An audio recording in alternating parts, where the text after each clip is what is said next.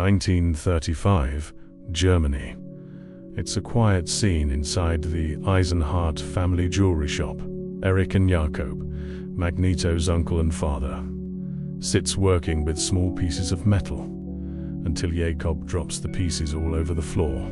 That's when we see a young Magneto, Max Eisenhardt, pick up the pieces for his father. Young Max then sits down to show his family the chain he's been working on. His uncle Eric immediately realizes the truth and starts teasing him, joking that Max must be making the necklace for a girl. His uncle gives him his first lesson on woman. He says that when a pretty girl gives him that look, to make sure he smiles, while his mum and dad give him a sneak peek on lesson 2, according to his uncle. The next day, at school, a young Jewish girl is seen outside cleaning. She glances to her left and sees rows of German boys standing in formation during gym class, while a man speaks to them through a microphone, like some kind of nationalist assembly. Standing among them is Max. Max notices the girl and quietly whispers to get her attention. The moment is nice, but one of the boys beside him catches it immediately.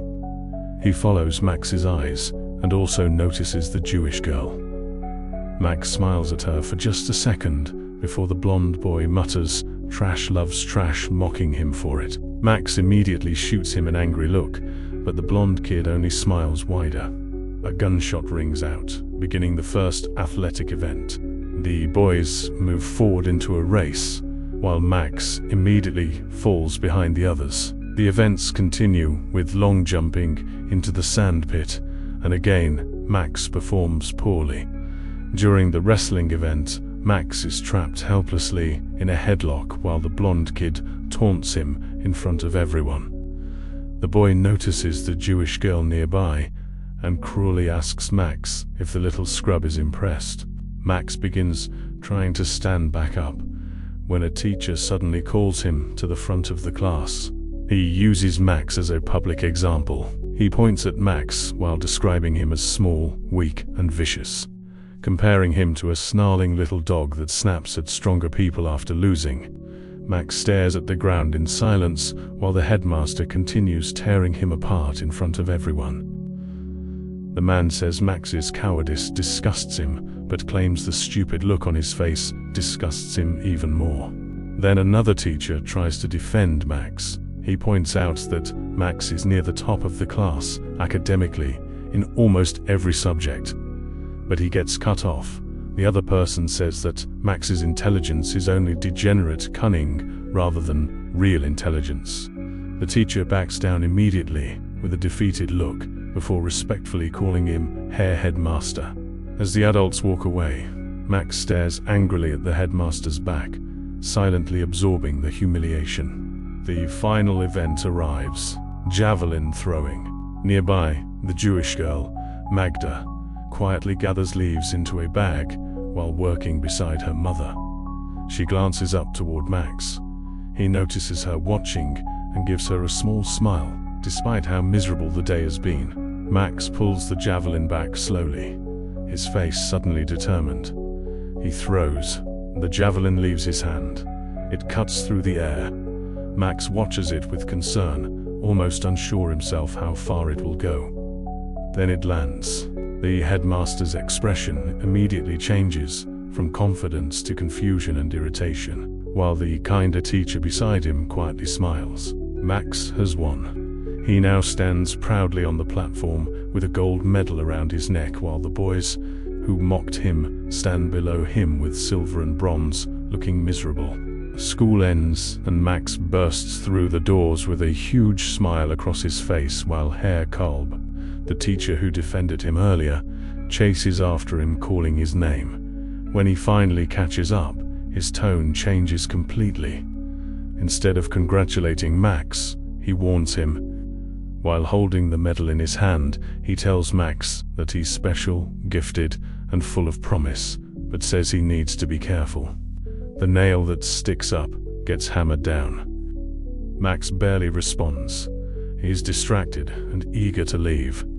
Max runs toward the school gates and immediately begins searching through the massive crowds heading home for the day. He shouts Magda while pushing through the people. Turning a corner, he finally spots her walking home while her mother pulls her along by the hand. Magda reaches her hand out while Max desperately tries to hand her the necklace he made earlier. The crowds keep moving around them as he finally manages to pass it to her. She smiles warmly and says goodbye before being pulled away again by her mother. Max waves after her with the biggest smile on his face. Max begins to walk home in a massive Nazi rally, filled with swastika flags and crowds performing the Hitler salute. Max walks through the crowd confused until an older man suddenly puts his hand on his shoulder, yelling for him to hail Germany's heroes. That's when Max sees the truth. His uncle Eric is standing surrounded by German soldiers. His face is swollen and bloodied so badly that one eye is almost completely ruined. A sign hangs around his neck reading, "I have shamed a German woman." During the Nazi Party rally, the Nuremberg laws are officially announced. As the crowd cheers Eric's humiliation, Jews are stripped of citizenship. Marriage between Jews and Germans is forbidden. Relationships between them are outlawed. Even wearing the national flag colors is forbidden. Eric is beaten to the ground. Max desperately tries shoving through the sea of people to reach his uncle, stretching his arm toward him while soldiers continue attacking him. That night, the Eisenhardt family sits together in silence. Max's father looks at his old war medals from World War I and reminds the family that Germany once called him a hero. He explains that those medals helped him to keep his government job and that the president himself once claimed soldiers who fought for Germany were German enough. But Eric, lying bloodied on the couch, has completely lost faith. He tells Jakob it's over. Germany will never stop. Jakob asks what they're supposed to do. Run away. Eric answers immediately.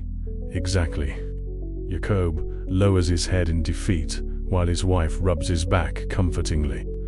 Their daughter Ruth quietly admits she pretends to be German at work because it makes life easier.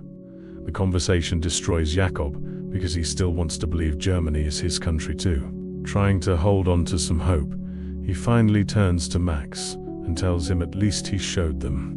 He hands Max the gold medal, saying they can't take that away from him. Unfortunately, the next day proves him wrong. Back at school, Max is called to the front again, while the headmaster announces that one of the javelins used yesterday was defective. He openly tells the students that a Jew won nothing and declares the medal belongs to a German boy unless Max can reproduce the throw using a real javelin. Magda and her mother stand nearby, looking worried while Max grips the new javelin. He immediately realizes it's heavier than normal. Carb quietly confirms it before nervously telling him to just throw it anyway. Max gives the headmaster one last cold look, and he throws. The javelin flies even farther than before, soaring well past the marker flag. Kolb looks shocked. The headmaster looks furious. Max turns toward Magda afterward and sees that she's wearing the necklace he gave her. She smiles proudly at him, and Max smiles back. Afterwards, inside the headmaster's office, Max is called Jewish cheating scum, and he's expelled anyway. As he leaves the office, angry and devastated, he hears crashing noises behind a nearby door. German soldiers burst out, dragging Herr Kalb away, while he desperately begs them to look at his papers. Max lowers his head sadly, until someone calls his name. The same German boys who bullied him earlier are waiting for him again, cracking their knuckles. Max immediately runs, racing through the school halls while the bullies chase him. He bursts outside, only to find another group waiting there to corner him. Max manages to land one quick punch and knock one boy down, but another grabs him from behind. As the boys drag him to the ground, Max remembers what his teacher said. You're special, gifted. You have immense promise, but you need to be careful. The nail that sticks up gets hammered down,